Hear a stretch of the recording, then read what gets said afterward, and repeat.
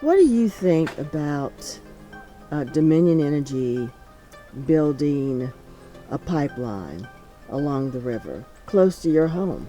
Well, we really don't care for it. We really would love it if it didn't happen. We got enough elements in the environment now causing pollution. We don't need one more thing for the elderly around here to get sick, more sick, contaminate the water, contaminate the farmlands. This is how people live, people survive. I would not want it to come in this area, simply because you think about health problems, economic problems as well. What about our water? What about our children growing up after us?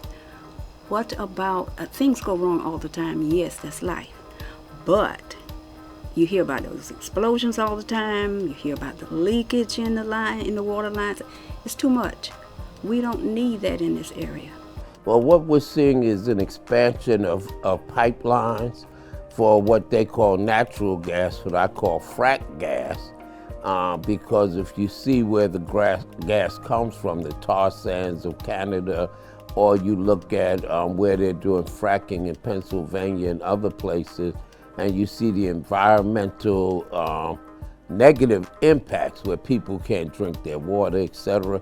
There's nothing natural about this gas. And so what we're seeing is an expansion of this along the Pee Dee River area, which is also bad because we get methane leaks or any kind of leakage. It can not only get into the soil, but it can get into the groundwater and the Pee Dee River.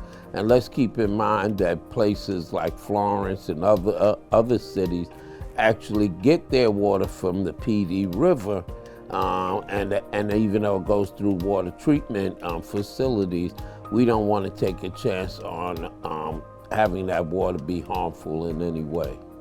We have our crops down there.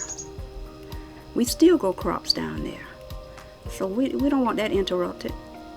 I mean, that's a way of life for us. It helps supplement income. When we look at where polluting facilities are sited, which includes infrastructure that can be polluting, like gas pipelines, historically they are put into three types of communities.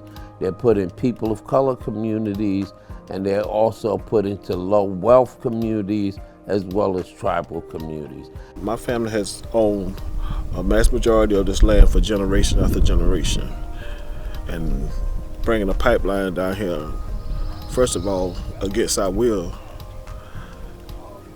should be unlawful because it is our land, not theirs. I just think it's money. And really I think it's a way of getting a hold of property. That's one of the big things, I think.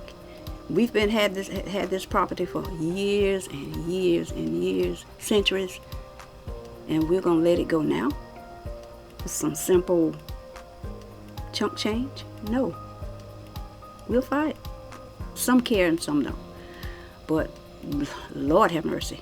They should, because it's gonna hit everybody. I mean, everybody. Not just this community, but others as well. Somebody's got to do something. Everybody should do something.